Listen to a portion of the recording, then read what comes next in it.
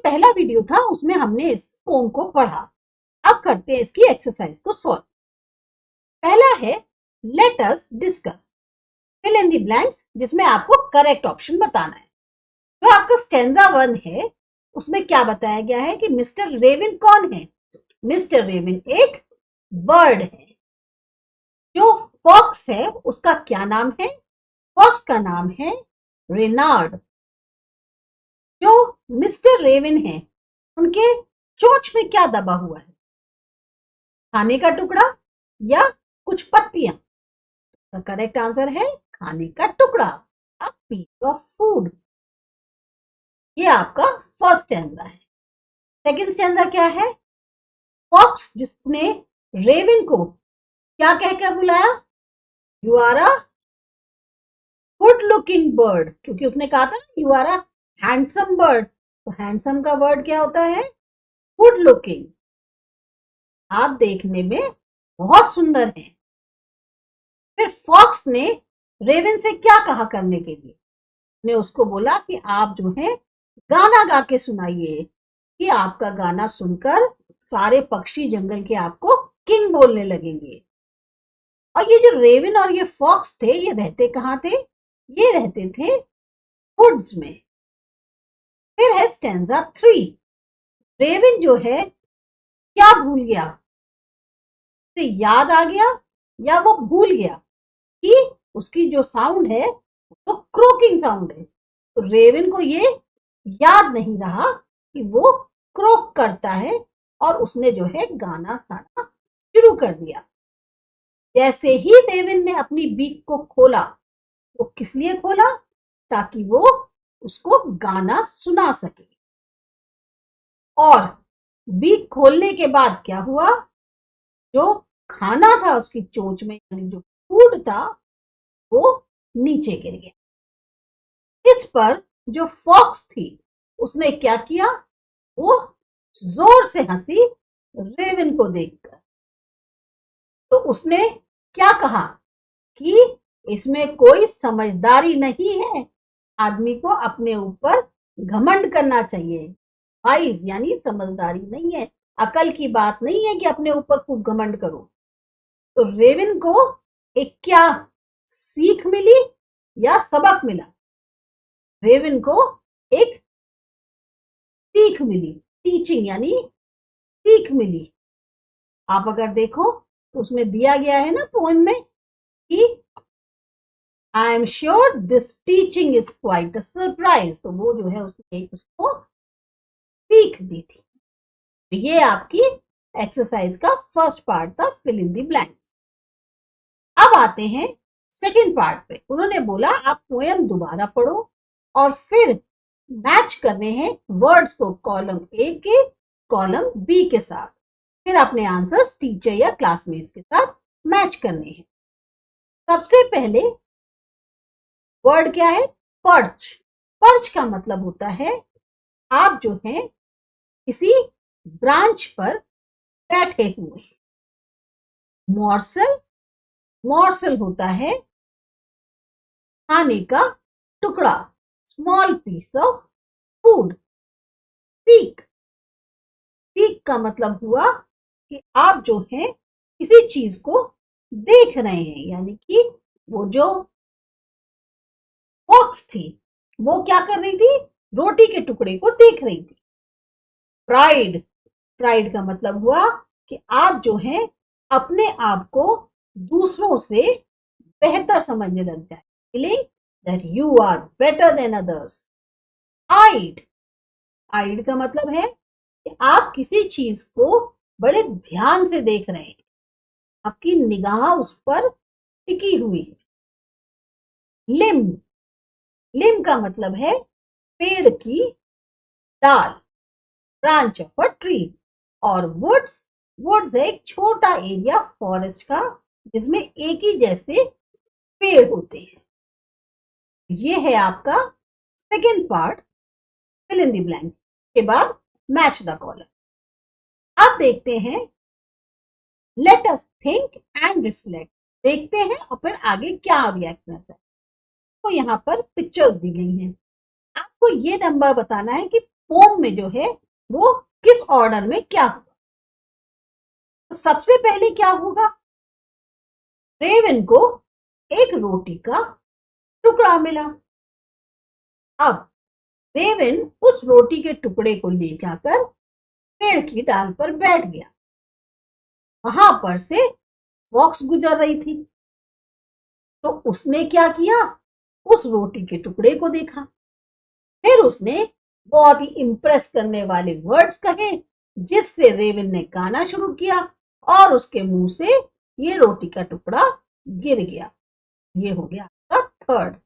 और फोर्थ क्या है कि रेवन देखता रह गया और फॉक्स जो है रोटी का टुकड़ा लेकर भाग गई। ये जो है आपका ऑर्डर। अब यहां दिया है आपको ये लाइंस पढ़नी है और फिर आंसर करना है क्वेश्चंस को। वो क्या है, sir raven you are a handsome bird, such feathers, if you would only sing, the birds of these would call you king. बहुत हैंडसम गुड लुकिंग बर्ड हैं, क्या फेदर्स हैं आपके, बस अगर एक बार आप गा दें तो इस ने भी वुड्स में वर्ड्स रहती हैं वो सारे की सारी को किंग बोलने लग जाएंगे। यहां पर सच फेदर्स का किस चीज के लिए रेफर किया गया है, shiny and beautiful, black and dull, grey and long या शॉर्ट एंड अट्रैक्टिव। अब क्योंकि फेदर्स की तारीफ हुई है, इसका आंसर क्या होगा, शाइनी एंड ब्यूटीफुल। फिर नेक्स्ट क्वेश्चन है कि जो बर्ड्स थी वुड की, वो रेवन को किंग क्यों मान लेंगी। वो रेवन को किंग इसलिए मान लेंगी क्योंकि जो साउंड है रेवन की वो जो है इन बहुत ही ज्यादा स्वीट है। देखो क्या लिखा हुआ है ना, if you would only sing the birds of these would call you king. अगर आप और पोएम में ऊपर जाएं, उसने जो है जो तारीफ करी थी वो सिर्फ उसकी सिंगिंग की करी, साउंड की करी, इसलिए जो है उसने कहा कि why would the birds of the woods call the raven king, because he had such a lovely sound, and if he will sing then he would be the only one with such a lovely voice than any other bird। इसीलिए तो bird जो would की थी वो Raven को क्यों king मान लेंगे, क्योंकि उसकी इतनी अच्छी साउंड है, और अगर वो गाना गाएगा तो वो ही एक अकेला होगा जिसकी इतनी अच्छी आवाज है। तो वो जो फॉक्स थी, अब थर्ड क्वेश्चन है, उसने रेवन को सर कहकर क्यों एड्रेस किया। सर कहने से क्या होता है, जब आप किसी को सर कहते हैं तो क्या है, आप उसको अपने से बड़ा मान रहे हैं, आप उसको बहुत रिस्पेक्टेड फील कर रहे हैं, इसलिए आप उसको सर कह रहे हैं। तो यहां पर क्योंकि फॉक्स को रेवन को इंप्रेस करना था, ये कहकर कि भाई आप तो महान हैं, सर मीन्स आप महान हैं, आपके जैसा कोई सिंगर नहीं है, इससे जो रेवन था उसको अपने अंदर एक घमंड आ गया। इसीलिए जो है फॉक्स ने रेवन को सर कह के पुकारा, ताकि उसको एक ये दिखाए कि वो कितना महान है और कितना बड़ा और अच्छा सिंगर है। फिर आता है नेक्स्ट क्वेश्चन, जो रेवन है, अब उसमें ये नेक्स्ट स्टैंजा है कि raven who did not see the joke forget that his wife was just a crow, he opened his beak in his foolish pride। अब नेक्स्ट क्वेश्चन, रेवन ने अपनी बीक क्यों खोली। The answer is the same कि raven जो है वो fox की उस तारीफ से इतना ज्यादा घमंड में आ गया, उसको अपने ऊपर इतना ज्यादा घमंड हो गया कि वो ये भूल गया कि मैं तो जो साउंड करता हूँ वो एक क्रोकिंग साउंड है। उसे लगा नहीं, मेरी जो आवाज है वो तो इतनी अच्छी है कि मैं गाऊंगा तो सब मुझे किंग बोलने लग जाएंगे। तो वो इस भ्रम में आ गया कि मैं तो दी बेस्ट हूं, इसीलिए उसने अपनी गाने के लिए फौरन बीट खोल दी। नेक्स्ट क्वेश्चन है कि complete the following with one word from the given lines. Fox clever है, तो रेवन क्या है? फुलिश। क्लेवर का ऑपोजिट फुलिश। थर्ड क्वेश्चन है कि रेवन क्यों भूल गया कि उसकी वॉइस जो है वो एक क्रोकिंग साउंड है। इसका आंसर ये है कि रेवन इसलिए भूल गया कि उसकी वॉइस जो है वो सिर्फ क्रोकिंग है, क्योंकि जो फॉक्स थी वो उसने इतनी चालाकी से रेवन को इम्प्रेस कर दिया कि उसको ये याद ही नहीं रहा कि मैं तो क्रोक करता हूँ। उसने जब ये सुना कि भाई आप जब गाना गा देंगे, आपकी आवाज इतनी अच्छी है कि महान है, आप इतने हैंडसम गुड लुकिंग है और आपकी आवाज तो क्या कहने, एक बार आप गाना गा दीजिए, सारे पक्षी आपको किंग मान लेंगे। कोई ऐसी तारीफ कर देगा तो फिर क्या होगा? जो रेवन था उसको ये अपने माइंड में ये याद ही नहीं रहा कि मेरी तो साउंड क्रोकिंग है, वो ये सोचने लगा मेरी आवाज तो दी बेस्ट है और मैं तो बहुत बढ़िया गाना गाता। फिर आता है रेनार्ड ने जो है कैसे रेवन को गाने के लिए मनाया, मतलब क्या उसने ऐसा कहा जिससे रेवन ने गाना गाने को तैयार हो गया। सबसे पहले तो जो रेनार्ड था उसने उसको सर कहा। फिर उसने कहा आप मेरी वर्ड सुनिए, आप महान हैं, आप जो हैं इतने हैंडसम गुड लुकिंग बर्ड हैं, और अगर उस पर आप एक बार बस गाना सुना दें तो फिर तो देखिए सारे पक्षी आपको किंग मान लेंगे, सब आपको किंग कहकर बुलाएंगे। ये जो उसने एक इंप्रेसिव वर्ड्स बोले, एक परसुएडिंग वर्ड्स, एक उसको कन्विंसिंग वर्ड्स बोले ऐसे कि जिससे उसका जो माइंड था वो उसी तरह से सोचने लग गया, हाँ मेरे में जो है वाकई में I am better than others, वो मुझे सर कह के डिनोट करा। दैट मीन्स उसके अंदर अपने आप में एक घमंड आ गया। इस तरीके से रेनार्ड ने जो है रेवन को गाना गाने के लिए तैयार कर लिया। अब फिफ्थ क्वेश्चन है कि रेनार्ड ने ऐसा क्यों कहा कि जो प्राइड है यानी जो घमंड है वो कोई समझदारी ही है। ये कहा क्योंकि रेनार्ड क्या था? रेनार्ड तो चालाक था। का पर्पस क्या था कि उसको रोटी का टुकड़ा चाहिए था जो वो बहुत देर से ढूंढ रहा था, उसे मिल नहीं रहा था। अब जब उसने देखा कि रेवन के पास रोटी का टुकड़ा है तो उसके मन में तो ऑब्वियस ही बात है चालाकी थी, उसने कहा किसी तरीके से इस कौवे से रोटी निकलवानी है। अब उसने अपना दिमाग चलाया और उससे रोटी गिरवा ली, लेकिन यहाँ पर कौवा जो यानी जो रेवन था उसने क्या शो किया? उसने अपने घमंड में आकर पुलिस वाली हरकत करी, यानी कि वो सामने वाले की बातों में आ गया। तो बेसिकली रेनार्ड ये कहना चाह रहा था कि अगर अपने ऊपर घमंड करोगे तो ये भूल जाओगे कि तुम खुद क्या हो, तुम दूसरों की बातों में आके तुमने अपने ऊपर घमंड किया, उसमें तुम्हारी जो अपनी समझदारी थी वो समझदारी ना रहकर बेवकूफी हो गई। ये हमेशा अपने ऊपर घमंड करना ये कोई समझदारी नहीं। आई होप आप लोगों को आंसर समझ में आ रहे। फिर है एक रीजन ऐसा बताओ जो टीचिंग थी वो एक सरप्राइज क्यों थी? जो सीख है वो सरप्राइज इसलिए थी क्योंकि यहाँ पर जब रेवन के मुंह से वो रोटी का टुकड़ा गिर गया और जो फॉक्स है वो उस रोटी के टुकड़े को उठाकर हंसते हुए चल दिया, तो तब जाके रेवन को एहसास हुआ कि अरे मैंने तो कितनी बड़ी गलती कर दी, मैं रेनार्ड की बातों में आ गया, जबकि मैं ये भूल गया कि मेरा तो साउंड अलग टाइप की है, मैं तो क्रोक करता हूँ, कैसे मैं उसकी बातों में आ गया। पर अब क्या कर सकते थे? क्यों? क्योंकि अब तो रोटी का टुकड़ा जा चुका था। तो इसीलिए उसके लिए वो जो टीचिंग थी वो एक सरप्राइज के तौर पे, क्योंकि उसने कभी सोचा नहीं था कि ऐसा भी उसके साथ हो जाएगा, पर जाने में ही सही उसको ये सीख मिली कि हमें अपने ऊपर घमंड नहीं करना चाहिए। अब सेवेंथ क्वेश्चन क्या है? इमेजिन करो कोई आपकी बहुत तारीफ करे, आप कैसे रिएक्ट करो? अब ओम को पढ़ने के बाद आपको समझ में आ गया होगा ना कि अगर आपकी कोई बहुत ज्यादा तारीफ करता है तो उसके पीछे कहीं ना कोई रीजन होगा। आपको जो रिएक्ट करना है वो वाइजली करना है, ना कि फुलिशली।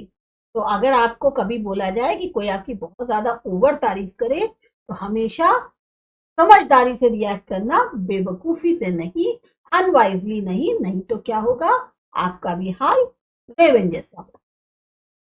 आई होप आप लोगों को ये सारे आंसर्स क्लियर हो रहे होंगे। अब आ रहा है लेट अस लर्न। यहां पर राइमिंग वर्ड्स दिए गए हैं पोम से।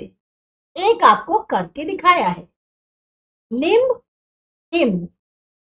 अच्छा, अब आपको वर्ड्स जो हैं पोम से ढूंढने हैं और फिर उनको जो है राइमिंग उस पे लिखना है। के लिए हम लोग पहले जरा अपनी पोम पे चलते हैं। लिम्ब, हिम, ऐसे ही क्या हो सकता है, वीक, सीक। हम यहां कर सकते हैं वीक, सीक। फिर है आपका वर्ड। अब वर्ड के साथ क्या आ रहा है, वर्ड के साथ आ रहा है बर्ड। ये है वर्ड का बर्ड, और फिर सिंग का किंग। तो हमें राइमिंग वर्ड ये मिले, वर्ड का बर्ड और सिंग का किंग। हम यहां कर देंगे, वर्ड का हो गया बर्ड और किंग का हो गया किंग। अब थर्ड है जोक। हाँ, यहां पे देख सकते हैं हम, जोक का क्या है, क्रोक। हम यहां देख सकते हैं जोक, क्रोक। बाकी उसके लिए एक बार ऊपर देख लेते हैं अपनी लाइंस। प्राइड, आइड। जोक का हो गया आपका क्रोक और प्राइड का हो गया आइड। यहां पर आएगा प्राइड, यहां आएगा आइड। फिर है नो, फोर्थ स्टैंजा। नो का आएगा लो और अनवाइज का सरप्राइज। नो का हो गया लो और अनवाइज का सरप्राइज।